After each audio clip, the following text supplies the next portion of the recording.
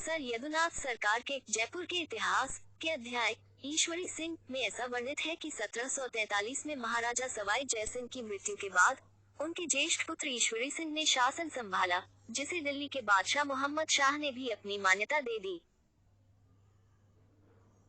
वह स्थानीय सरदारों की सहमति से दिनांक 23 सितंबर 1743 को गद्दी पर बैठे थे, लेकिन उनका सौतेला भाई माधो सिंह जयपुर का शासन चाहता था, क्योंकि उसके भी पिता सवाई जयसिंह ने सन 1708 में मेवाड़ की राजकुमारी से अपने एक विवाह के वक्त वहां के महाराणा को यह वचन दे दिया था कि उनके बाद ईश्वरी नहीं, मेवाड़ की रानी से जन्मा बेटा ही जयपुर के राज आसन पर बैठेगा। मेवाड़ की रानी से जन्मा बेटा माधो सिंह था, पर जब ईश्वर सिंह ने उसके मंसूबे पूरे होने से पहले ही जयपुर का शासक बनने की घोषणा कर डाली तो नाराज माधो सिंह ने अपने मामा उदयपुर के महाराणा और कोटा व बूंदी नरेशों के साथ मिलकर 1744 में जयपुर पर हमला कर दिया। लेकिन ईश्वरी सिंह के प्रधानमंत्री राजामल खत्री और धूला ठिकाने के राव ने इस संयुक्त आक्रमण का करारा जवाब देते हुए राजमहल टोंक के पास, जहां आज बीसलपुर बांध बनाया गया है, हमला विफल कर दिया। भरतपुर के महाराजा सूरजमल जयसिंह के वारिस के तौर पर बड़े बेटे ईश्वरी सिंह के पक्ष में थे, जबकि उदयपुर के महाराणा जगत सिंह माधो सिंह प्रथम के पक्ष में। एक बार फिर भीलवाड़ा के कस्बे जहाजपुर के पास दोनों भाइयों में युद्ध हुआ और मार्च 1747 में ईश्वरी सिंह की ही जीत हुई। इसके एक साल बाद मई 1748 में माधो सिंह के समर्थक पेशवाओं ने ईश्वरी सिंह पर दबाव डाला कि वह माधो सिंह को 4-5 पद में सौंप दे। इनकार किए जाने पर सन 1748 में माधो सिंह ने उदयपुर के महाराणा मल्हाराव होलकर व कोटा, बूंदी, जोधपुर और शाहपुरा के नरेशों के साथ मिलकर फिर जयपुर पर हमला बोला। महाराजा सूरजमल भी 10,000 सैनिकों के साथ ईश्वरी सिंह की मदद के लिए जयपुर पहुंचे और अगस्त 1748 में जयपुर से 20 मील दूर बगरू में सेनापति हरगोविंद नाटानी के नेतृत्व में युद्ध में एक बार फिर जयपुर की जीत हुई। ईश्वरी सिंह का अपने अन्य मंत्री केशवदास खत्री पर बड़ा विश्वास था, किंतु हरगोविंद नाटानी को वह फूटी आंख न सुहाता था।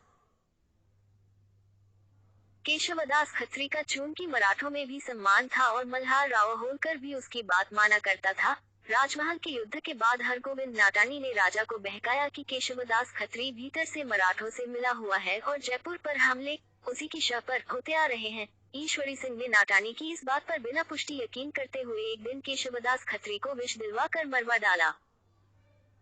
केशवदास के बाद हरगोविंद नाटानी को एक प्रमुख मंत्री का पद मिलना था, वह मिला। जयपुर के पुराने लोगों को ये कहावत अब भी याद है, मंत्री मोटो मारियो जब स्यू केस बदास, तब स्यू ईसा छोड़ दी राजकरण रियास। महाराजा ईश्वरी सिंह जब ये पता लगा कि मल्हाराव होलकर और गंगाधर तांत्या के नेतृत्व में मराठे आक्रमणकारी फौज समेत संभवतया केशवदास खत्री की हत्या का बदला लेने जयपुर से कुछ मील की दूरी पर निवाई तक आ पहुंचे हैं, तो उन्होंने अपने सबसे विश्वस्त कहे जाने वाले सेनानायक नाटानी से इस संकट पर मंत्रणा की। सेनापति ने उन्हें आश्वस्त किया कि वह फिक्र न करें। कुछ वक्त बाद कहते हैं जिस समय होलकर ने मोती डूंगरी के पास फौज लेकर आक्रमण के उद्देश्य से पड़ाव तक डाल दिया, सेनापति नाटानी ने राजा को एक बार पुनः झूठे ही आश्वस्त किया कि वह बिल्कुल चिंता न करे, मराठों से लड़ने को 1 लाख कछवाहा सैनिक मेरी जेब में है। पर कुछ ही देर बाद उन्होंने ईश्वर सिंह से अचानक ये भी कह दिया, क्या करूं महाराज, मेरी तो जेब ही फट गई।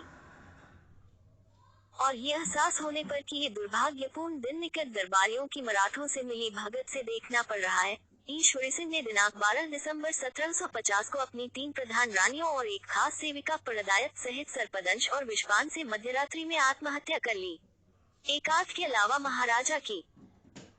सूर्योदय के 3 घंटे बाद खांडेराव होलकर और गंगाधर तांत्या सवाई जयपुर के परकोटे के सामने पहुंच चुके थे, जब मल्हाराव होलकर 6 मील दूर अपनी फौज समेत झालानाकुंड पर युद्ध का बिगुल सुनने के इंतजार में मुस्तैद खड़ा था।